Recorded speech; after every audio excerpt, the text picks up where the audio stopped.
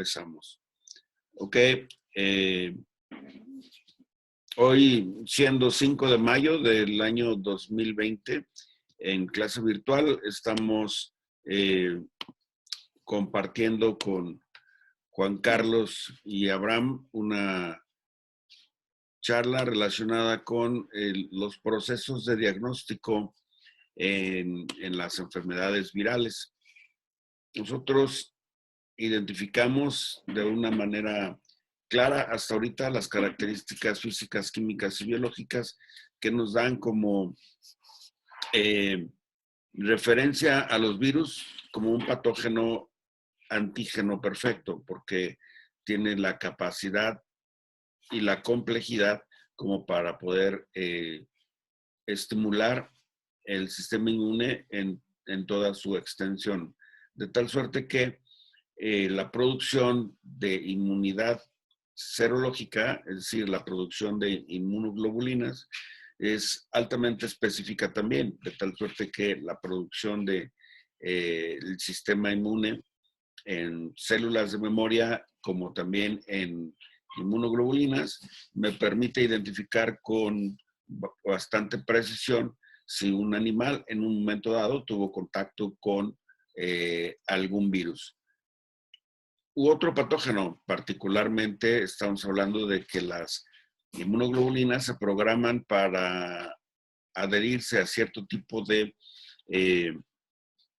proteínas del patógeno y luego entonces esto hace que si yo identifico alguna de ellas, podré desde luego identificar que ese animal estuvo en contacto con el patógeno en estudio. Algunos de los elementos que participan en la infección viral es, por ejemplo, las natural killer o las células asesinas, también los macrófagos y el interferón.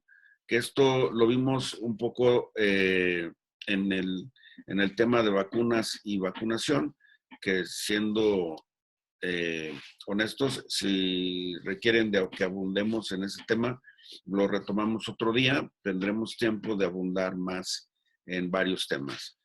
Bien, el antígeno estimula los macrófagos y los linfocitos, tanto los linfocitos T como los linfocitos B, se producen citocinas y anticuerpos a partir de ahí, y estos anticuerpos están programados para adherirse a cierta proteína de un virus. Entonces, encontramos inmunoglobulinas en el suero, en el calostro, en la leche y en otros fluidos corporales, ¿no? Porque, por ejemplo, las inmunoglobulinas secretorias las encontramos en las mucosas y estas pueden ser estudiados como inmunoglobulinas totales. Los anticuerpos específicos frente a distintos antígenos de interés, estos se refieren a las inmunoglobulinas. Son respuestas inmunes de tipo sérico. Para poder determinarlas, estudiarlas, cuantificarlas y visualizarlas de una manera cualitativa, tenemos varias técnicas de laboratorio, como por ejemplo precipitación, fijación de complemento, inmunoenzimáticas y otras más, ¿no? Por ejemplo, PCR. Y lo que buscamos en cada una de ellas es esta característica: sensibilidad, especificidad y capacidad de utilizar a gran escala. La sensibilidad me permite identificar bajas concentraciones de anticuerpos en la muestra.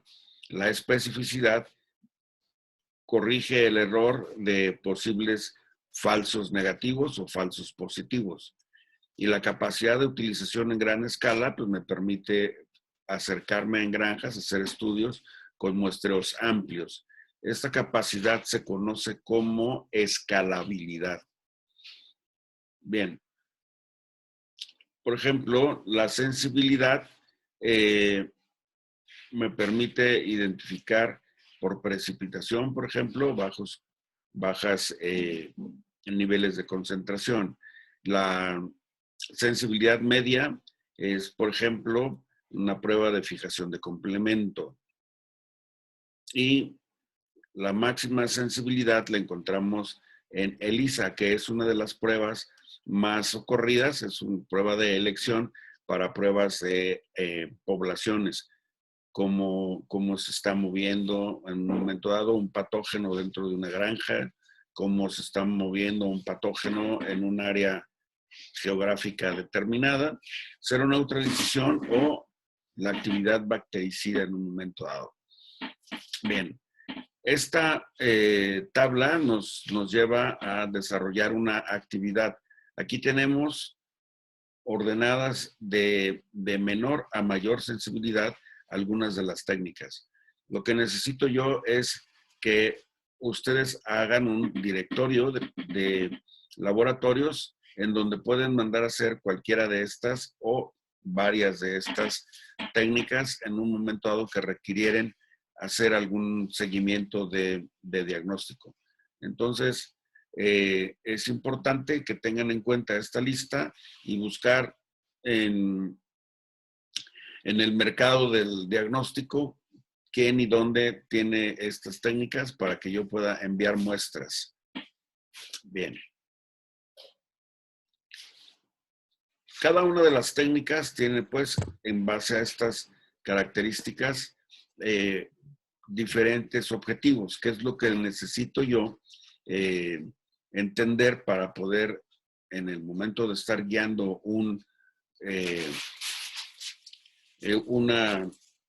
procedimiento de diagnóstico, poder solicitar la prueba más adecuada para el problema que estoy tratando de diagnosticar y el momento de la infección también? Es algo sumamente importante. Entonces, esto está determinado básicamente por el cálculo de la sensibilidad. Si yo estoy hablando de una granja de cerdos, por ejemplo, en donde puedo tener animales iniciando la infección y animales que ya resolvieron la infección, las concentraciones de anticuerpos es probable que sean bajas. Al principio, pues claro, como van en aumento, pues van a iniciar de menos a más. Las pruebas altamente sensibles me permiten identificar el inicio de la infección, mientras que las pruebas menos sensibles no me permitirán identificar la infección en corto plazo. Pero a lo mejor me pueden servir para medir la continuidad o la longevidad de los anticuerpos presentes. Entonces, por definición, la sensibilidad te permite identificar que cada uno de las muestras que tomaste realmente sean positivas. Mientras que la especificidad te tiene que dar la capacidad para diferenciar sueros positivos de los sueros negativos. Esto te permite identificar con claridad y precisión una enfermedad. Si tú encuentras anticuerpos específicos para un patógeno o para la proteína determinante de un patógeno, llámale factor de adhesión, por ejemplo, vas a tener la seguridad de que ese animal estuvo en contacto con el patógeno que estamos identificando. Cuando nosotros tenemos una prueba altamente sensible, pues nos debe de dar arriba del 95% de seguridad. Y lo mismo si es la especificidad, buscamos que sea arriba de eso, inclusive. Gran parte de los kits nos hablan de un 98% de especificidad. Esto es que te permite identificar una proteína en un virus determinado, por ejemplo. Hablando de tal, déjame ver si puedo seleccionar aquí para marcar.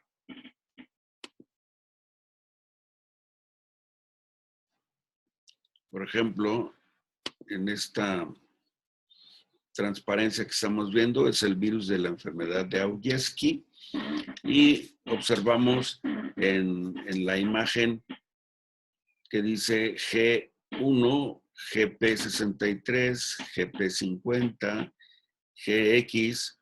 Estas son glicoproteínas, de ahí la G, glicoproteínas. En el caso particular de la campaña de vacunación en México, se utilizaron cepas vacunales que no tenían la proteína G1, de tal manera que para yo identificar si este animal estuvo en contacto con el virus patógeno, tendría yo que hacer una prueba específica para identificar la proteína G1. De tal suerte que yo puedo tener animales vacunados que tenían por esa cepa la capacidad de neutralizar al virus, pero al mismo tiempo podría yo diferenciarlo del virus patógeno y saber si estaba circulando dentro de la granja ese virus patógeno a través de la identificación de la proteína G1. ¿Ok? ¿Sí me van siguiendo hasta ahí? Sí. Muy bien. En la prueba que normalmente se utiliza para esta se llama prueba de ELISA, que es una enzima ligada a un anticuerpo. Casi siempre lo que hablamos nosotros en este caso es, por ejemplo, una inmunoperoxidasa. Ahí ustedes observan en una placa diferentes agujeros con diferentes colores. ¿Estamos de acuerdo? Esto significa que es una prueba visual totalmente clara en cuanto a la concentración del tono de azul, me va a decir qué tantos anticuerpos hay dentro de ello. Sin embargo, en la gama de azul encontramos mayor intensidad en algunos que en otros y seguramente más de alguno de esos tiene cierta concentración que al ojo no es visible. Por lo tanto, requerimos de hacer algunas mediciones un poquito más profundas. Por ejemplo, utilización de algunos artefactos. Bien, nosotros generalmente trabajamos con poblaciones. Y digo generalmente cuando hablamos de animales de granja. No necesariamente en el tema de mascotas. Sin embargo, sí es importante tener en mente el valor predictivo de una técnica, porque esto te va a permitir, a través de la combinación de sensibilidad y especificidad, podrías tener con claridad cómo distinguir entre un animal enfermo y un animal sano.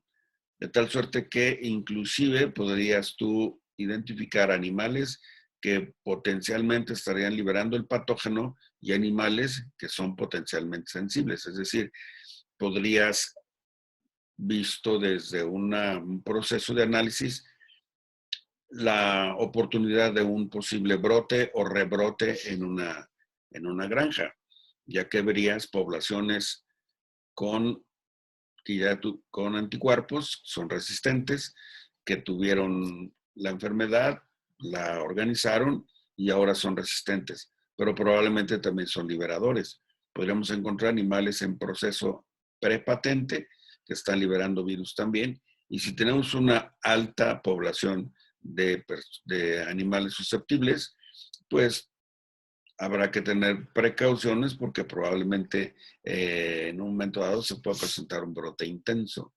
Un poquito con la práctica que estamos viviendo ahorita con el comportamiento del COVID-19, que pues bueno, hay personas liberadoras que son subclínicos, no los podemos identificar.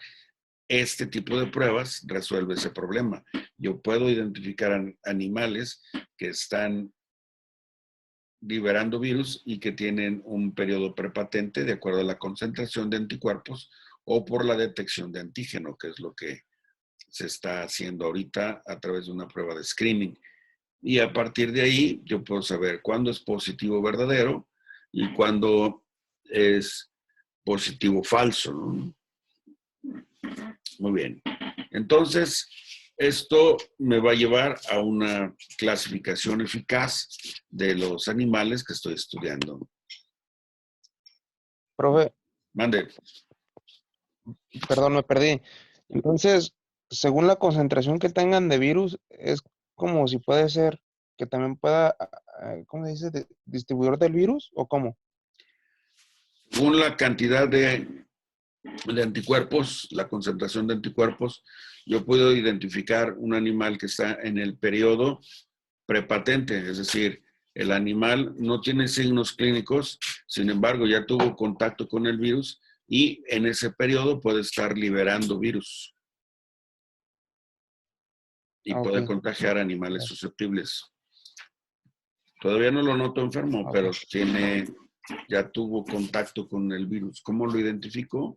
A través de la cuantificación de los anticuerpos presentes en el suero sanguíneo. ¿Ok? Ah, ok. ¿Sí te contesté? Sí. Muy bien.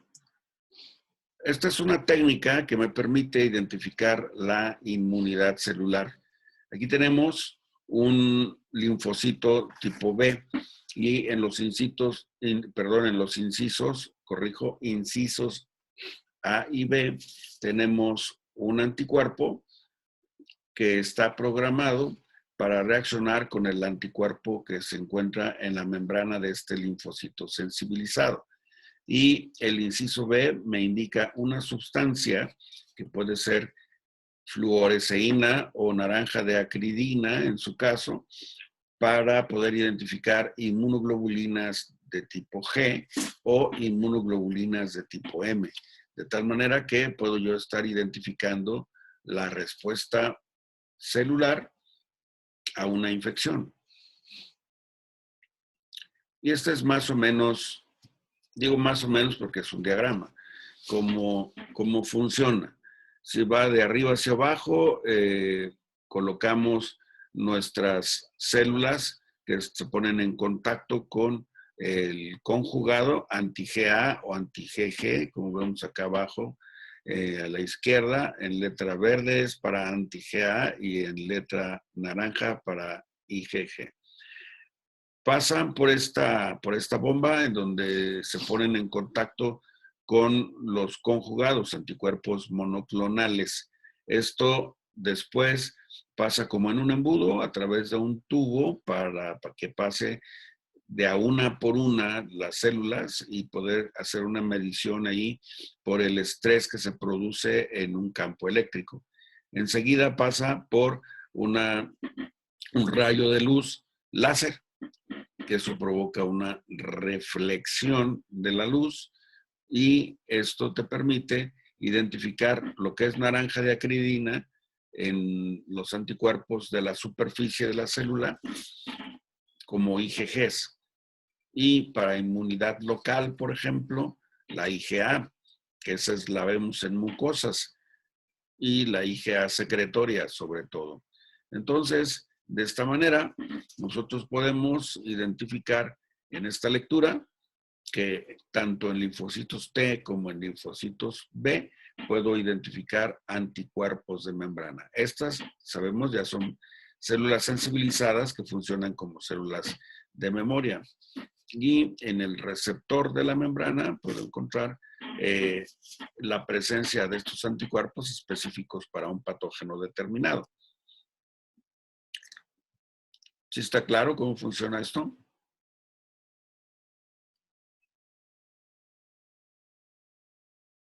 Hola. Bien. Al microscopio lo que yo puedo observar es, por ejemplo, en este caso,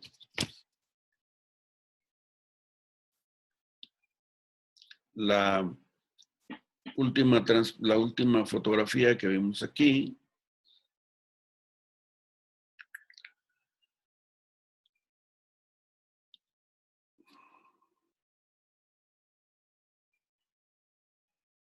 Este es un linfocito que ya se sometió a la prueba y observamos alrededor. Si lo ven, un halo de un color verdecillo, que significa entonces que estaba sensibilizado con fluoresceína. ¿Qué es lo que vimos ahí? Inmunoglobulina A. ¿Ok? ¿Había alguna pregunta?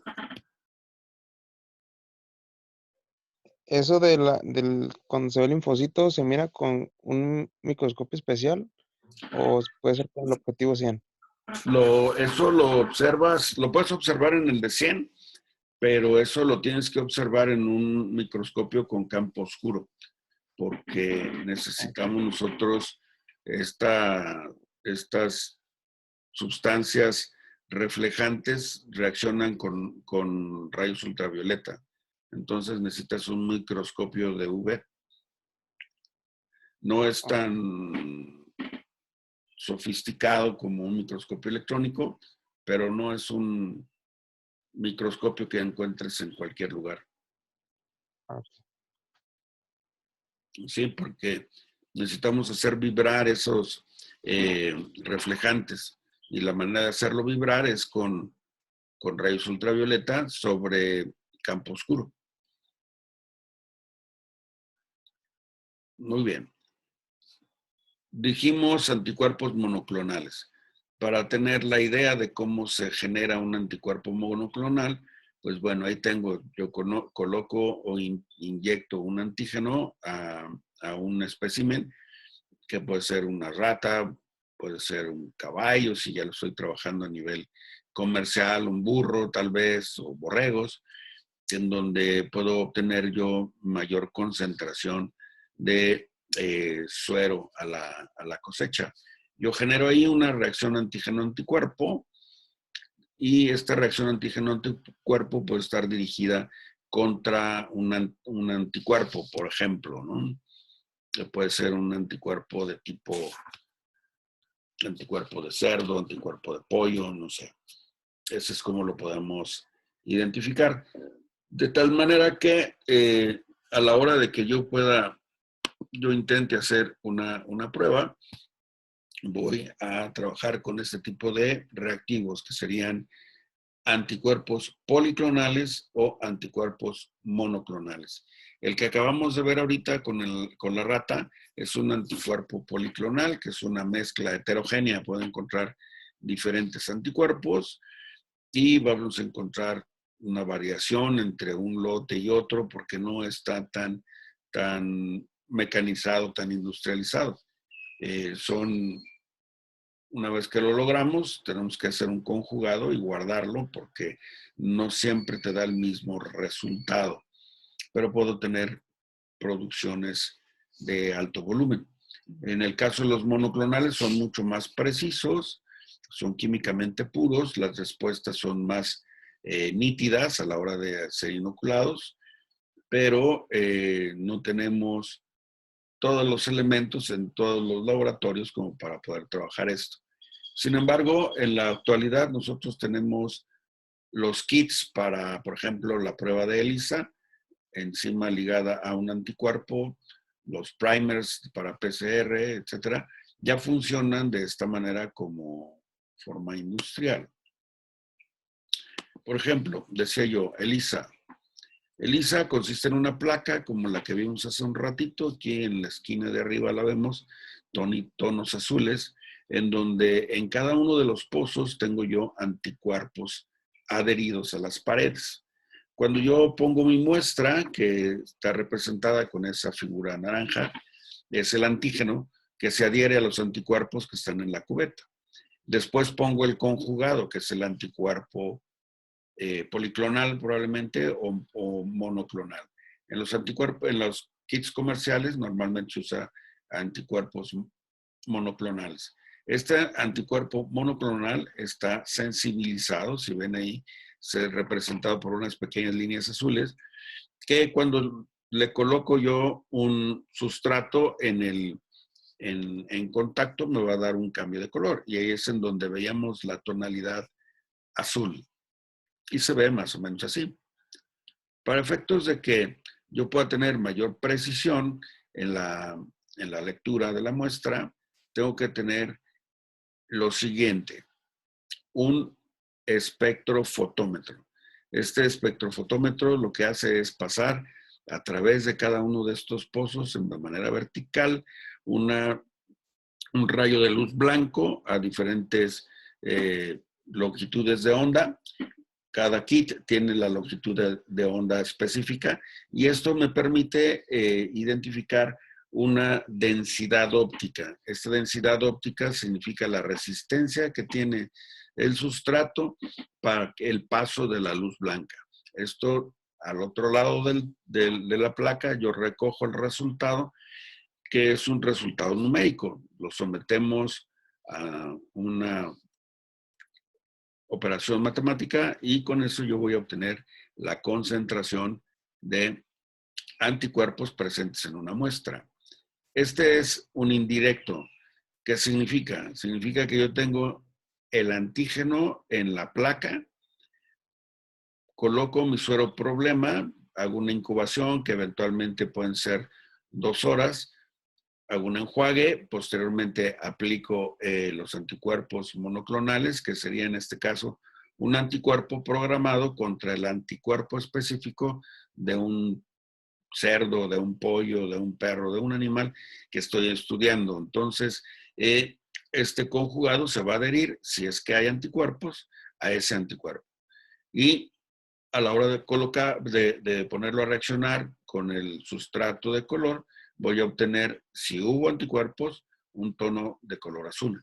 Si no hubo anticuerpos, va a estar cristalino. ¿Estamos de acuerdo?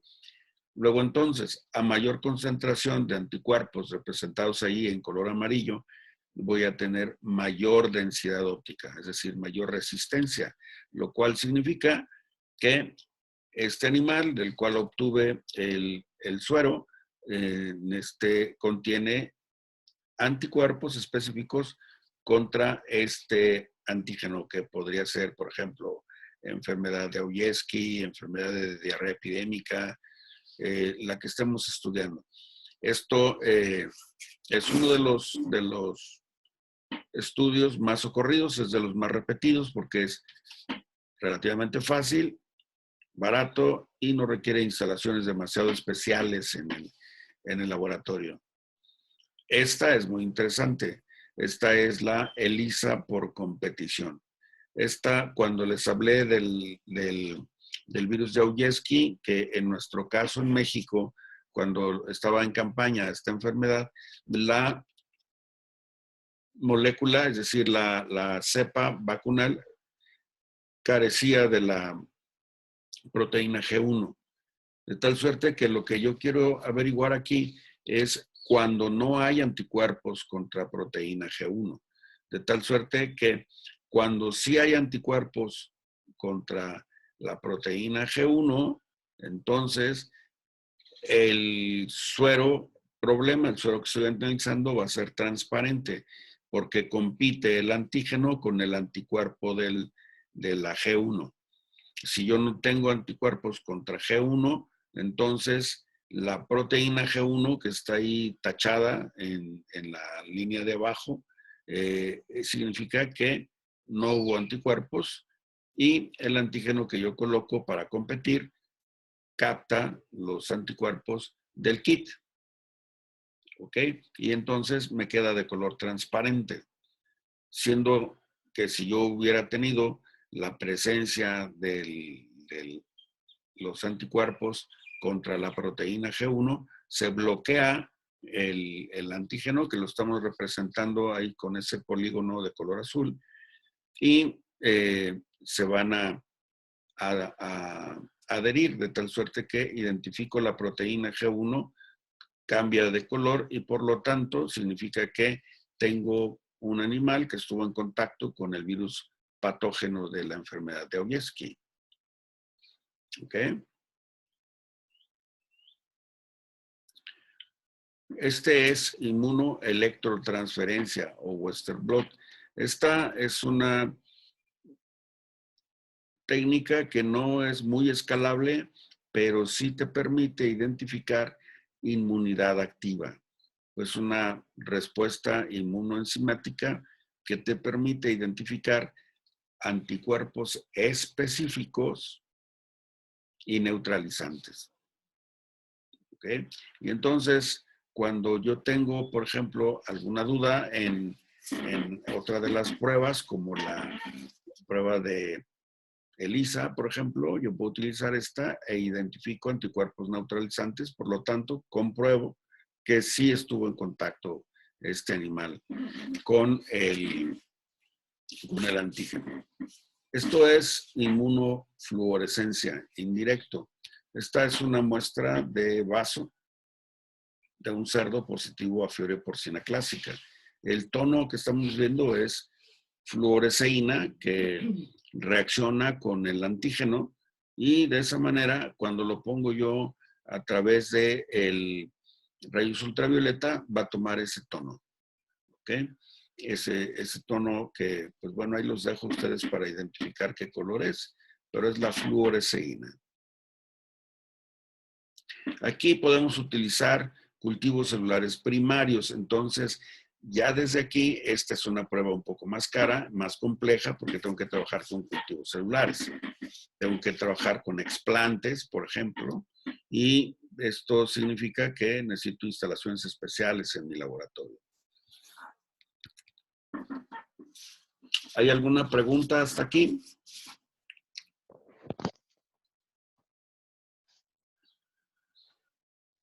Juan Carlos.